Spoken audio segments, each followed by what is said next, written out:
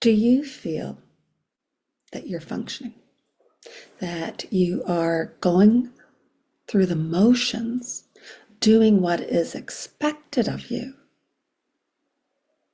And on the inside, you feel this confusion or suspension of living in the after of loss. There's that expectation from your friends, family, coworkers, your employers, that after the funeral, a week, 2, maybe a month, maybe 3, that you'll get back to who you were from before. What no one gets is that your world was shattered, that there is no going back to who you were. And that first year can be a blur where you're walking automatically. And in those walks, you're looking over your shoulder, expecting your child to walk in, expecting it to be a nightmare that you are going to be walking or waking up from. That is the aspect of grief, of walking with grief, that people don't understand. And I get it. It's not something that we are taught. We are taught to ignore the pain. We are taught to be silent. And I want to give you permission to not be silent, to share your pain in a supportive community where you feel comfortable in sharing, in saying your child's name, and where you get to be who you are right now. And maybe you're trying to figure it out. I get that. Grief adds so many different layers of who we are. We doubt ourselves, we question all the aspects of who we were before, who we are now, who will we be in the future. There's that fear of what's next. For myself, and maybe you feel this way too as a parent, especially as a mom, you ask yourself, am I still a mom when my child dies? And as a dad, maybe you are asking yourself the same question.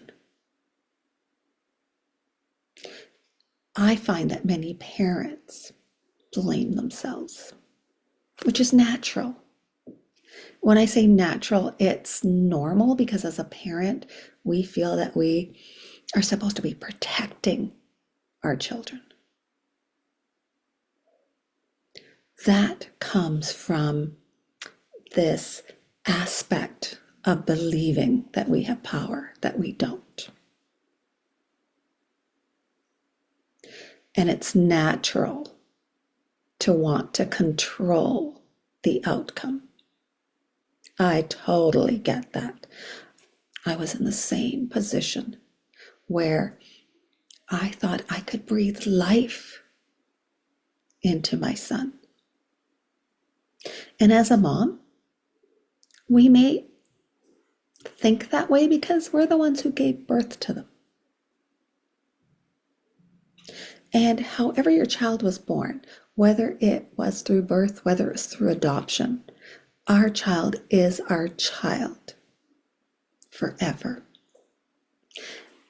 And that makes it so challenging when they aren't here physically present because we miss them. That's what walking with grief is. It's saying the things that no one else is going to say about how we miss them, how we want them to be here with us. I remember a time, probably in my first or second year after my son passed away, I'd gone to church and I was going up to get a blessing, or I can't remember what the function was. The priest was there and basically asked me, what would you like? What would you like to receive?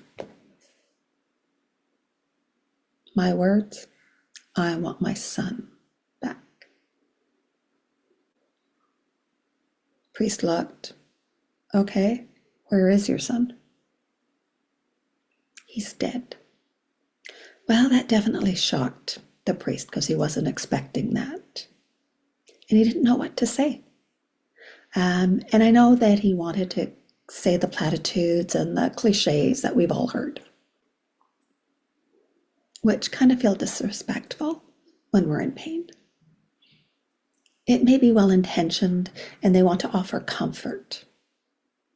As a griever who's receiving it, it's going to land differently. And however it lands, it doesn't offer comfort at times. And we can say that openly here in this space.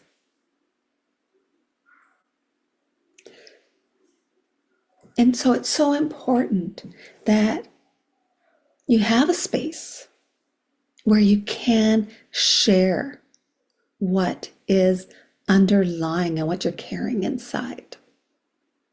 That's the exhale. The exhale where you're allowed to not hold your breath anymore. Of exhaling the pain out. Of exhaling and saying, oh, I'm hurting. I'm in pain. I want it to stop. These are words that you can say freely. That is what acknowledging grief is. That's what walking with grief is. This is your journey. You are the expert in your grief. And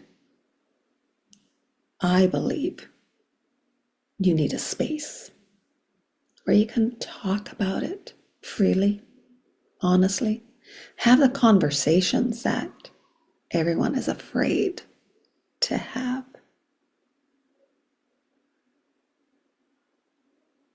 Yes, I was in those shoes where I kept silent for 10 years. It's a long time to be silent about grief. And it caused more harm in my body than I can share. I do not want anyone else to have to live on autopilot for 10 years. You do not need to add any more stress or anxiety on top of your grief. So I invite you to join me weekly to share what you want to share or questions that you want to ask in the comments. Anything that you want to know about grief. What does it entail? Will the pain ever stop?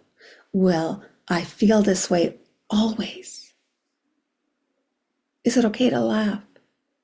Is it okay to live fully? These are questions that can cause fear in us. I know it did for me. Now I can live life fully. I can laugh and be in the moment of feeling that joy. I'm also okay with the times and the moments that I have deep sadness that my son isn't here. Both are okay. Both can coexist when we walk with grief. Because love does not die. Being a parent never ends. And it doesn't matter how old your child was or how long they lived.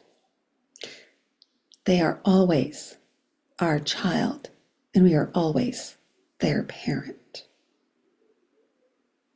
And I want to leave you with the breathing technique again of inhaling through our noses and allowing the calm air of the oxygen to enter into our bodies and to hold our breath for 2, 3, 4, and exhale through our mouth and allow the anxiety, the fear, the insecurities to be released. Breathe in. Allow the calm and the peace to enter our bodies. Hold. Exhale the fear, the anxiety, the stress. Breathe in. 2, 3, 4. Hold. Exhale. 2, 3, 4. Allow yourself permission to feel your feelings without judgment. Allow your feelings to just be feelings. No meaning behind them. They just are. I want you to have a peaceful week and know that whatever emotions, whatever thoughts come up are okay. You are the expert on your grief. Until next week, see you then.